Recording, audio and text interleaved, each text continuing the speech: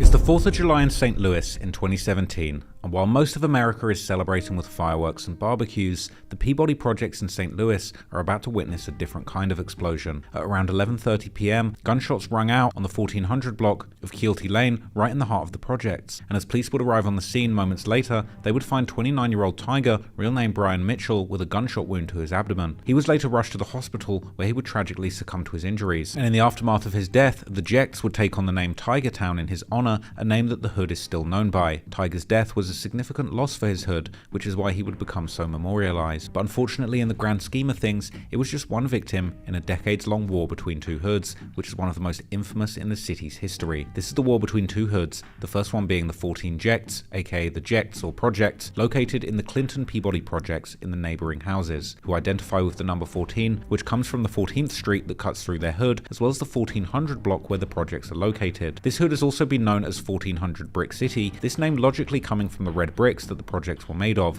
with members still repping this name proudly on t-shirts. The second hood is located right across Old Route 66, this being the 1100MurdaSide, aka the Murders or New Houses, the 9 Deuce Bloods, who particularly rep the intersection of the 11th Street and Hickory Street in the LaSalle Park neighborhood, where the LaSalle Park Apartments projects is located, as shown by the rapper C4 Murder in his vlog with TJ Films. Explain where we at though, where we at right here? Right here in the murder side. Murder side. Murder side. This the county or the city? This is the city. We downtown St. Louis. So we downtown. On south side, basically. You know what I'm saying? Yeah. So this downtown, like, also like it's like on the borderline. Yeah, like you right in the middle, near the bridge. So who all around her? What all the hoods? What's surrounding y'all? Projects, shit, across the street. The projects. People on Reddit are particularly interested in this conflict, with posts commonly asking about the current score between these two factions. While some claim it's hard to know because both sides are commonly claiming bodies that aren't theirs, the roots of this conflict can allegedly be traced all the way back to the early 1990s, when gangsters from Los Angeles first touched down in St. Louis, with an Inglewood family gangster blood member, OG Scoop, being allegedly the one to transport the Bloods to the Peabody projects, while the LA gang culture was also spreading to the neighboring projects, including the former Darst and Webb buildings and the neighboring LaSalle Park Apartments, which were also known as the New Houses, as they were built later than the projects in the Peabody-Darst-Webb neighborhood. During this time, these projects were transformed into Blood and Crip strongholds linked to gangs like the Inglewood and Bishop Bloods, as well as the East Coast neighborhood and Long Beach Crips, turning the area into a gang war zone that is fueled by a feud that still burns today even after 2 decades. While it's not entirely clear how the war between the Jectz and the Murders started, first-hand accounts from locals confirms that it goes all the way back to the 90s. And Tiger brother, big brother Lil Greg, he got killed over in the New Houses. I don't know which one happened first, but I know that the New Houses tried to slide on the Peabodys, and Fetty ended up getting killed. To put the multi-generational effects of this war into perspective, Lil Greg, who was killed already in the 90s, was allegedly the older brother of Tiger, killed in 2017, as well as allegedly being the uncle of a later Jectz rapper called Born Thurl Leesky. Over the years, the sliding between these two hoods became what seemed like an endless cycle, until an OG finally stepped in to squash the beef. You know, like, that was in the 90s, and then they was just going back and forth. The Peabodys and the Murders were just going back and forth, back and forth, back and forth. And my uncle, you know, he got to that, like, y'all ain't finna keep doing this. These little kids out here playing. So he made them get in the field. He took they, you know, told them no guns. He's the only one that had a gun, and he made them fight. And after that, everything was cool. Around the same time, the Peabody projects became associated with none other than Demetrius Flannery, better known in the streets as Big Meech, the leader of the Black Mafia family drug empire. Meech and his brother had started their drug business in Detroit before building one of the largest drug trafficking empires in American history, taking over Atlanta and moving thousands of kilos of cocaine monthly across 11 cities, including St. Louis. In the Lou, Meech's main contact was a man named Dion Gatling, better known as Cuffy, who was a Peabody Projects native and used the locals to run his day-to-day operations, as explained in the Brighter Side of Blue podcast by a former officer from St. Louis who was in charge of investigating the Cuffy's Peabody operation. One of the things we're trying to do here is kind of flush out how the BMF started and how St. Louis played such a pivotal role in it. And one of the things that I think is really interesting is what level were they at when you were dealing with them in the 90s? Was it organized? Was it not organized? Were they street guys? Were they already moving, 20, 30 bricks? I think when it first started, when I was involved with them, they were the street guys. They were the little guys doing it. And then Cuffy kind of was like a businessman. Cuffy never was involved with touching the dope. He was never involved with what that I knew of. Okay. With as far as the gun part of it, that was always Kevin Gayton and his other guys. And I think Cuffy treated it as a business. And then towards the end of my involvement in the Peabodys with him is when Cuffy gets hooked up with the fish house guy, Jerry Brown. And I think that's when it starts to go. It started to grow. And then later on, when I was in intelligence, is when I found out that Cuffy was hooked into the BMF. All of the money coming in made the peace between the Jectz and the murders not only preferable, but extremely profitable. As well as into the 2000s, members from both sides even crossed lines and formed joint cliques, with many of the older members still apparently holding close friendships. You know, our generation, like even to this day, our generation still, you know, like, you know, I be over the new houses every day. I be on the murders every day. The younger generations too were seen pictured together as teenagers, but like often with gangs, the peace would only be temporary, and eventually the newer generation would bring the war back bloodier than ever. While on the music side, both hoods would also produce numerous rising stars who would represent their side of the rivalry in the St. Louis drill scene, including rappers from the murder side like C4 Murder, who began rapping after Rondo died in 2017. I wasn't even out here all the way in it till like Rondo died. When Rondo died 2017, that's when I started really knowing who is, moving around and getting out the hood.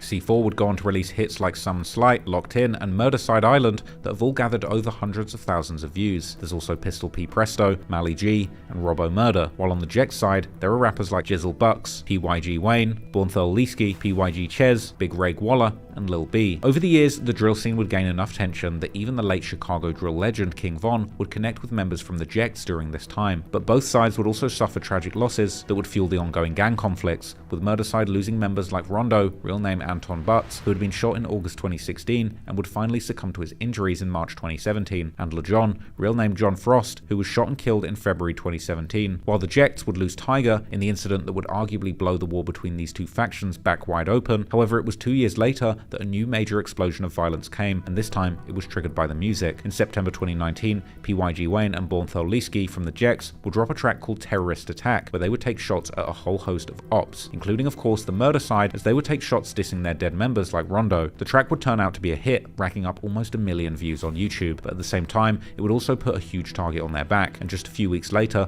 police would respond to gunshots fired in the 1400 block of Hickory Lane in the heart of the Jectz. Upon arrival, the rapper Bornthol Leesky, real name LeBaron Jackson, was found shot in the back of the head and pronounced dead at the scene. The loss of the talented drill rapper was a huge hit to the Jectz, but even more painful was the way that he allegedly died, as Leesky was rumored to have been accidentally shot in the back of the head by one of his own gang during a shootout with the ops from Murderside. This would give Murderside all the ammunition they needed to mock the Jectz, with the rapper Robbo Murder even posting a reenactment of Leesky's death on Instagram. Hey man, I shoot the Mac 45.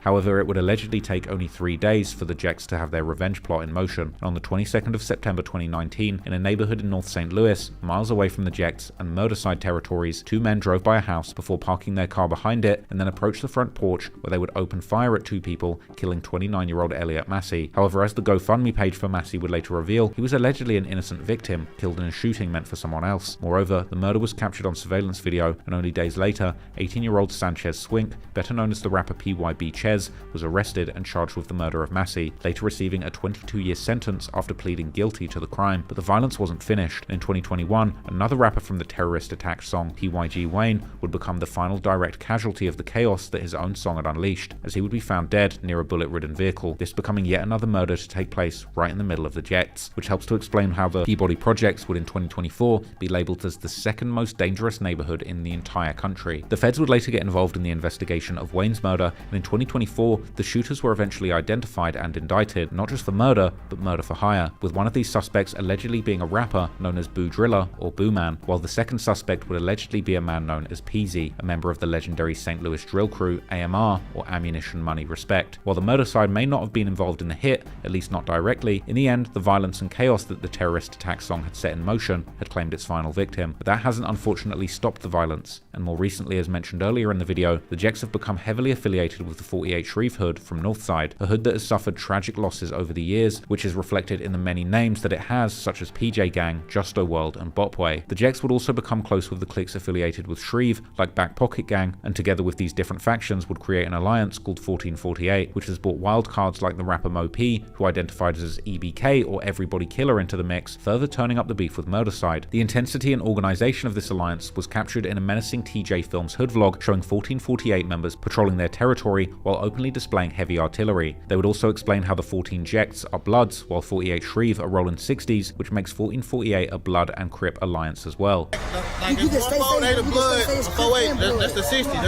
Unfortunately, it was only a matter of time before this alliance proved very dangerous. In May 2024, the Murderside would begin to apply pressure on 48 Shreve, dropping a scathing diss track called Purge on Shreve, where they would diss their dead members like Curry B, PJ, and Justo. In the summer of 2024, the rapper C4 Murder from the Murderside would allegedly slide through the Peabody projects with his girlfriend shooting at 1448 members before running off and leaving his girlfriend behind, later taking to Instagram to brag about his mission.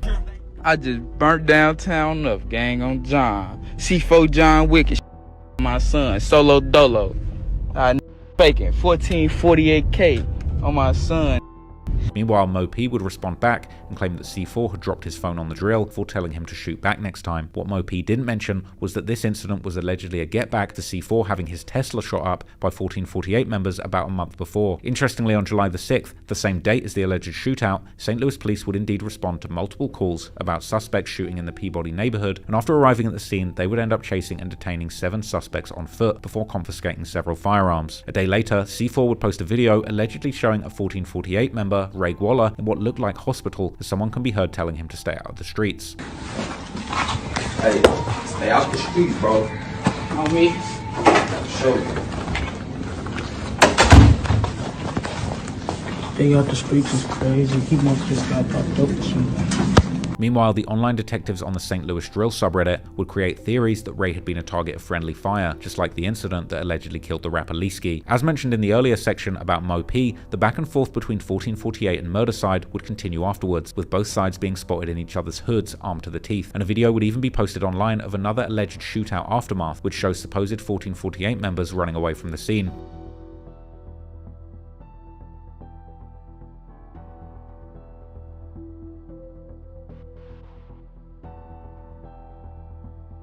In the past few years, there would also be a surprising beef between the Murders and the Six, who used to be very close, with particularly the Murderside rapper Robbo Murder dropping numerous songs with guys like KB6, Hothead Capone, and Nudie Six. But this alliance would unfortunately come to an end, leading to numerous back and forths on social media where these former friends would exchange disses towards each other.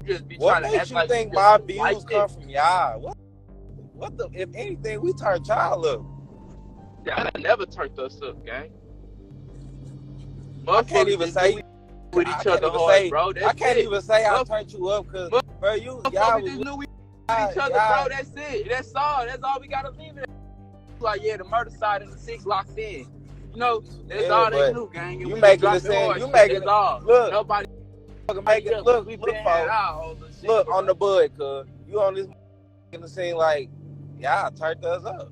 I never said we turned y'all up, cuz. I'm telling you, gang. Listen to me. That's what I said. You go make it. My engine too loud. My bad. What you say? You go make it up. Like I'm saying, I told you. Everybody just knew we each other good. I said we dropped some hard together, gang. That's all I said, bro. You make it up and you go tell people it's fake. That's why it's going on right now. Let's get this shit popping, okay? Let's get it rocking. All these you got on live the same peace treating in my inbox on Richard.